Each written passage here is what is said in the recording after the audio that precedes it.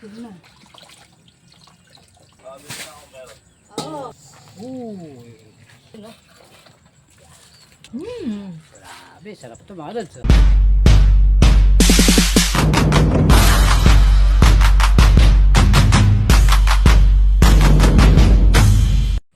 Kaya mga lods, kaya yung hinuli kong ikat kagabi.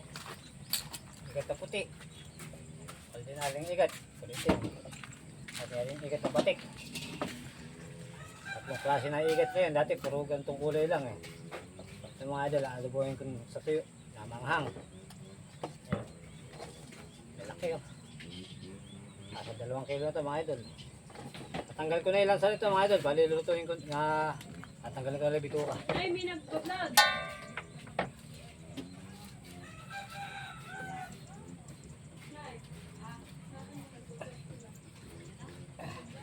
Naglilis ito mga idol. Pagtanggal ng lansa, tinatanggal, nabuhusan namin ng asin, saka suka. Saka bibiyak sa gitnang ganun. Oh.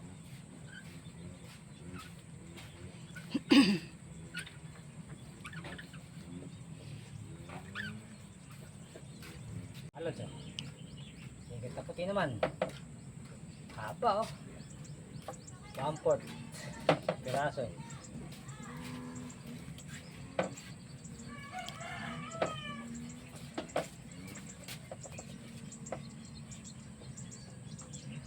Kasi yan eh, kasi yan. Hindi ko masakit. Oh, igat na batik naman mga lods. Oh. Igat na batik.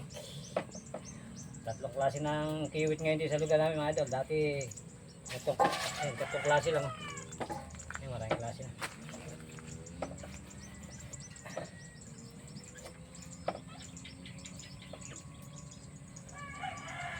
Napakasarap ito mga idol, adobo.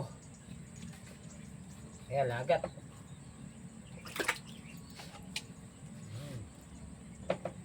Lalaki oh.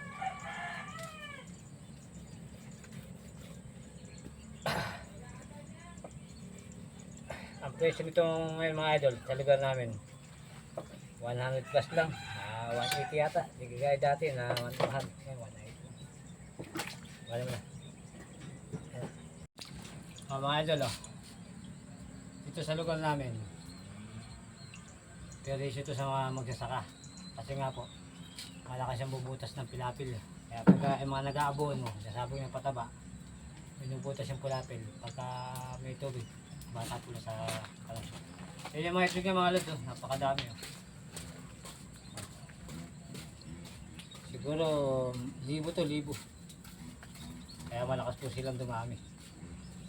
Sa mga magsasaka, pero sa aming mga mangingisda, nagiging pakinabangan namin kasi nga nagiging pera na ibebenta namin. Kaya pag kami nagpapakurente sa aming mga magsasaka, halimbawa maraming igat, pinuputahan po namin para makurente namin. Makuha namin sa pilapil. Nasa pilapil lang po siya mga lods, wala po siya sa ano. Dati hindi po kami kumakain ito. Ngayon lang kami natutong kumain ito, gawa nung nakasanayan namin hulihin. Pero masarap pala mga lods. Kasi sinasabi nila na exotic food. Ayan, exotic food. Ayan. Tagal ba yung bituka? Tagal yung bituka mga lods. Anak.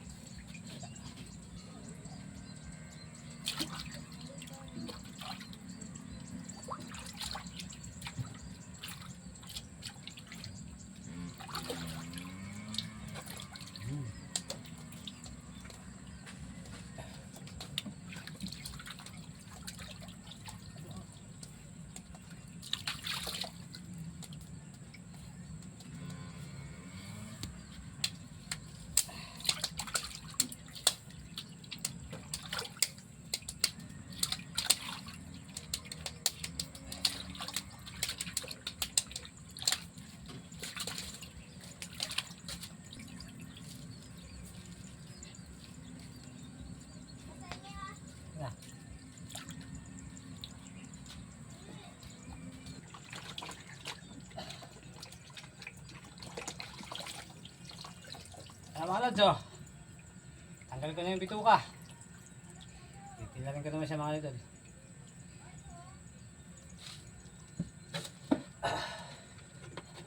Kaya natin na maliit.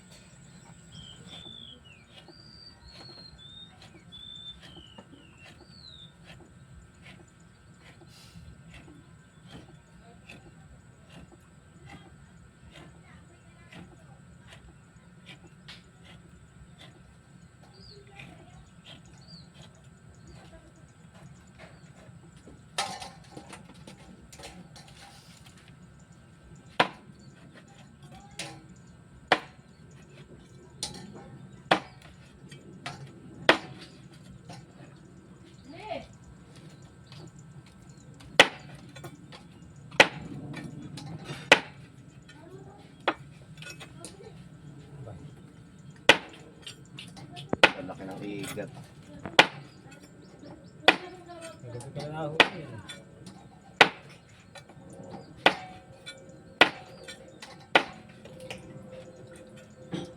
Pati nga eh.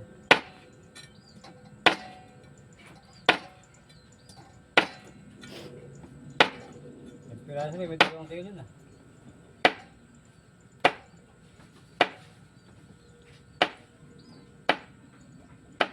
Nagpiraso ka ba? Nagpiraso ka. Dalawa lang na ako eh. Pero sa malaki na kaula. Ano? Bangos.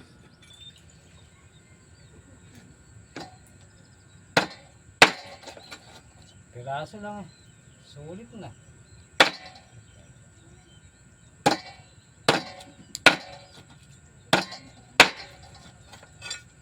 May hasang din pala. Kala ko walang hasang.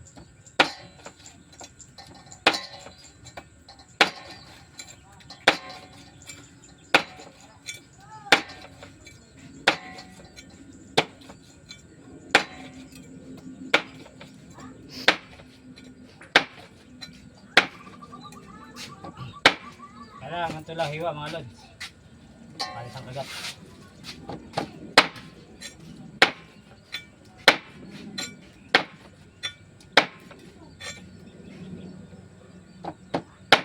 Kapong kilo lang kagabi. Igat. Bulig. Ang laki.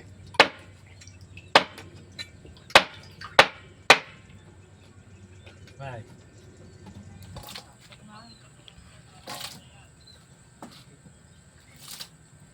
Piraso lang.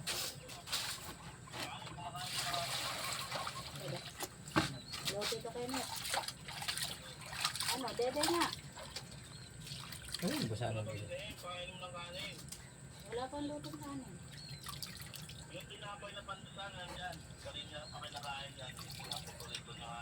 Nasaan ba? Sa lamesa sa amin? Ilaw daw, ilaw daw. Ay mo, uwi ka na. Masarap ulam ni Tito Egay. Dalawa sili ka mo. Dala ka daw sili.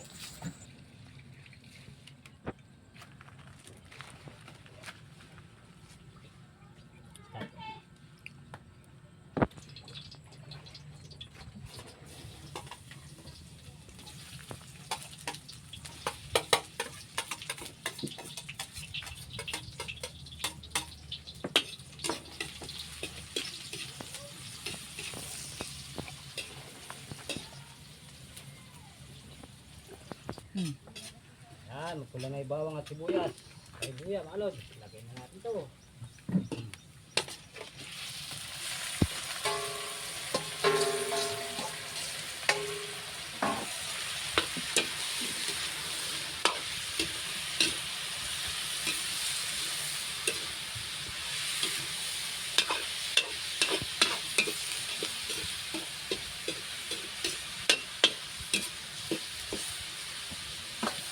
Naku po.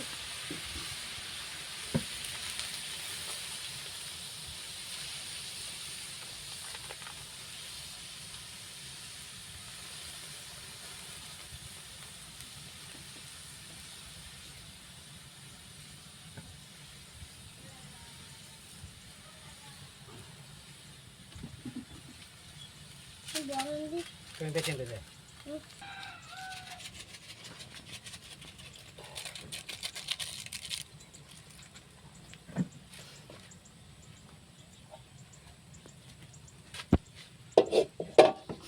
Idol, sasawa namin, no?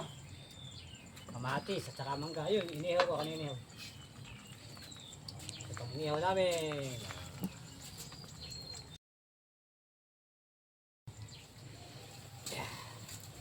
Papupulahin natin mga idol.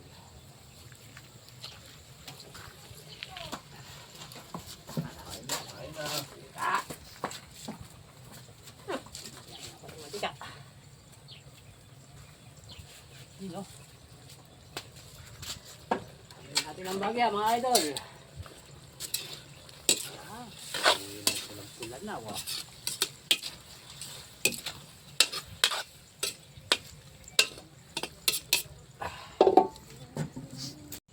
Ay mga lods, ito na. Ito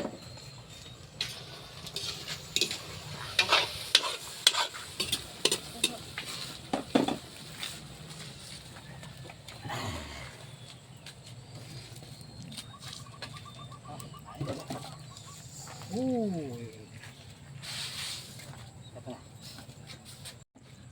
Mga idol, salang natin ating inihaw. Yun, no? Yan po ang aming ulam. Salsyado, itlog. Yun, igat. Ihaw, yun. Grabe, sarap ito mga lods. Oh. Mga idol, kain po tayo. Wala pa ibang kasama natin. Hintayin natin saglit. Ah, mga lods, kain po tayo. Oh. Natural, may bagong pang di mahalat. Tawa namin, no? Nasobrang sa Ang atis. Damihan na bye-bye.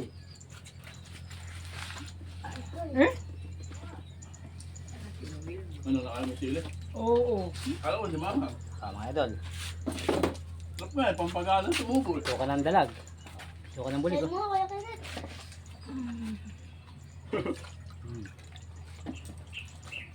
Hindi na lang ako nagbusawan eh.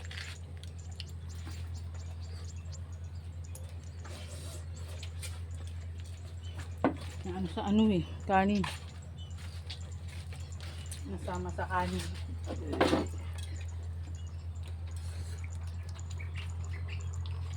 Init. Nanay, kain na. Ali sa ulam mga idol. Wala. Hindi ako, papapak mo kayo na. Yung kumakain sila ng bulo. Pantat.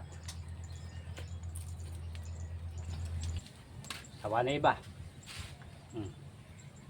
Ihaw na ito. Tak. Sige na. Itong Tagalog.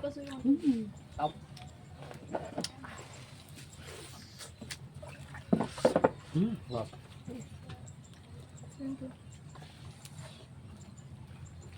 Nata ako din. Ay mga idol. Kami yung kapalan na. Busog na mga lods. Paalam po.